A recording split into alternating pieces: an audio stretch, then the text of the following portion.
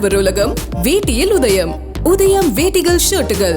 முன்னாள் அமைச்சர் செந்தில் பாலாஜியின் ஜாமீன் மனு உச்சநீதிமன்றத்தில் வரும் 15ஆம் தேதி வரவிருக்கும் நிலையில் அவருடைய வழக்கு கடந்து வந்த பாதையை பற்றி விளக்குகிறார் நமது செய்தியாளர் VM சுப்பையா. பார்க்கலாம்.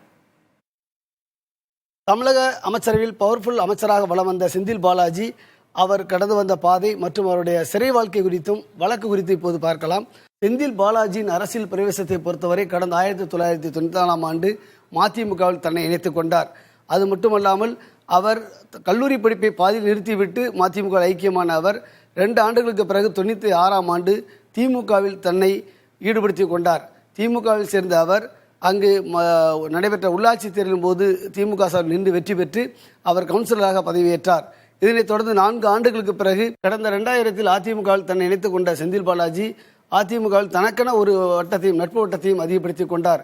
அதனை அடுத்து அவருக்கு வழங்கப்பட்ட மாணவரணி பதவியை பயன்படுத்தி அதிமுகவில் MLA சீட்டு கேட்டார். 2006 போட்டியிடும் வாய்ப்பு அவருக்கு வழங்கப்பட்டது. இதனைத் தொடர்ந்து அதிமுகவில் முதன்முறையாக MLAவாக உருவெடுத்த செந்தில் பாலாஜி 2011ஆம் ஆண்டு தேர்தலிலும் போட்டியிட்டு வெற்றி பெற்றார். அப்போது அதிமுக தலைமையிடத்திலும் சசிகலா குடும்பத்திலும் ஒரு நெருக்கமான நட்பு அவருக்கு ஏற்பட்டது. இதனைத் தொடர்ந்து அப்போது அவருக்கு தமிழக போக்குவரத்துறை அமைச்சராகவும் ஒரு வாய்ப்பும் கிடைத்தது. அதனைத் தொடர்ந்து தான் அவருக்கு பல்வேறு சிக்கல்களும் உருவெடுத்தன.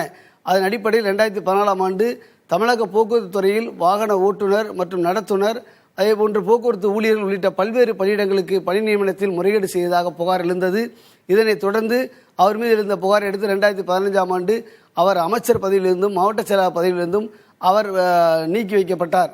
ஆனாலும் அப்போது தொடர்ந்து காவல்துறையில் இருந்த புகாரின் அடிப்படையில் அமலாக்கத்துறை ஒருபுறம் உச்சநீதிமன்றத்தை நாடியது. அதேபோன்று பாதிக்கப்பட்ட அதாவது தேவசகாயம் உள்ளிட்டோரும் பாதிக்கப்பட்டவரும் உச்சநீதிமன்றத்தை நாடினார்கள். தங்கள் மீதான வழக்கின் விசாரணைக்கு தடை கோரி செந்தில் பாலாஜி அந்த வழக்கை ரத்து செய்ய வேண்டும் என்ற கோணத்தில் செந்தில் பாலாஜி உச்சநீதிமன்றத்தை நாடினார்.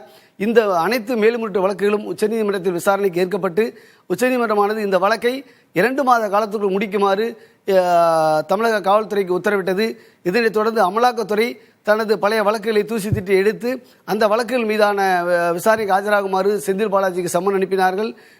அதே வேளையில் செந்தில் பாலாஜியுடைய அந்த சட்டவிரோத பணிமாற்றம் தொடர்பாக அவருடைய வீட்டில் அதாவது கடந்த ஆண்டு ஜூலை மாதம் 13ஆம் தேதி அமலாக்கத்துறையானது செந்தில் பாலாஜி வீட்டில் சோதனை நடத்தியது. ஒரு நாள் முழுவதும் விடிய நடைபெற்ற சோதனை அடிப்படையில் ஜூன் மாதம் 14ஆம் தேதி அதிகாலை செந்தில் பாலாஜி கைது செய்யப்பட்டார். கைது செய்யப்பட்ட அதே நேரத்தில் செந்தில் பாலாஜி நெஞ்சுவலியின் காரணமாக மருத்துவமனைக்கு அழைத்து செல்லப்பட்டார். அவர் தனியார் மருத்துவமனையில் அவர் நெஞ்சுவலிக்கான சிகிச்சையும் ஒரு பக்கம் எடுத்துக்கொள்ளப்பட்டாலும் அவர் அறுவை சிகிச்சையும் தொடர்ந்து எடுத்துக்கொண்டார். அதனைத் தொடர்ந்து நீதிமன்ற காவலில் இருந்து வந்தார். அதாவது நீதிமன்றத்தை பொறுத்தவரை அவர் ஜாமீன் கேட்டு மனு தாக்கல் செய்த நிலையிலும் அவர் இதுவரை அவர் மீதான வழக்குகளில் இதுவரை 36 முறை அவருடைய வழக்குகள் ஒத்திவைக்கப்பட்டுள்ளன. ஆனாலும் அவருக்கு ஜாமீன் இதுவரைக்கும் கிடைக்கவில்லை. உயர்நீதிமன்றத்தில் மறுக்கப்பட்ட அதே நேரத்தில் உச்சநீதிமன்றத்தையும் நாடினார். இதற்கிடையே அமலாக்கத்துறையானது சில ஆவணங்களை நீதிமன்றத்தில் தாக்கல் செய்தார்கள். அது தொடர்பாக செந்தில் பாலாஜி புதிதாக மனு ஒன்றை தாக்கல் செய்தார்.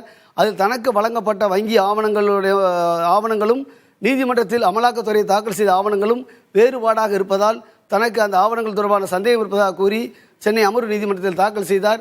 சென்னை முதன்மை அமர்வு நீதிமன்றத்தில் தான் அள்ளி முன்பாக தான் இந்த வழக்கு விசாரணை அனைத்தும் நடைபெற்று வருகின்றன.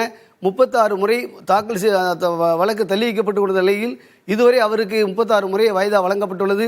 இதனிடையே பல்வேறு முறை வீடியோ கான்பரன்ஸ் மூலமாக செந்தில் பாலாஜி சென்னை முதன்மை அமர்வு நீதிமன்றத்தில் நீதிபதி அள்ளி முன்பாக ஆஜர்படுத்தப்பட்டு கொண்டு வருகிறார்.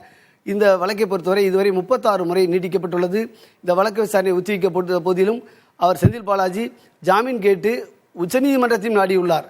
உச்சநீதிமன்றத்தில் அவர் தாக்கல் செய்த மனு மே 6ஆம் தேதி விசாரணைக்கு எடுத்துக்கொள்ளப்பட்டது. அப்போது இந்த வழக்கை விசாரித்த நீதிபதியின் முன்பு இரு தரப்பிலும் வாதங்கள் முன்வைக்கப்பட்டன.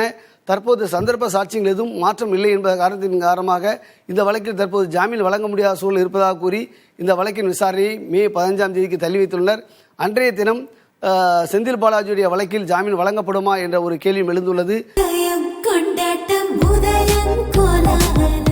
ஆடவர் உலகம் வேட்டியில் உதயம்.